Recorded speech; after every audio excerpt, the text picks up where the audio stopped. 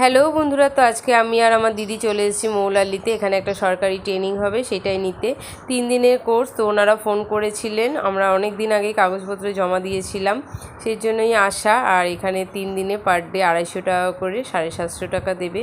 তো এই যে স্যারও চলে এসেছেন, আর আমাদের এখানে নানা রকমের জিনিস সম্পর্কে জানানো হচ্ছে।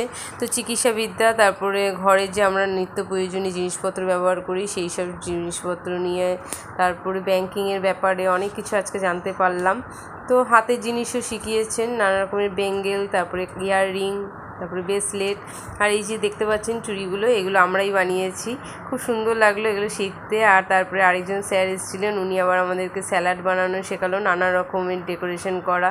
খুব দেখুন কি সুন্দর টমেটোর খোসাটা ছাড়াচ্ছে, এটা দিয়ে একটা গোলাপ ফুল বানাবে। তো বেশ ভালোই লাগলো।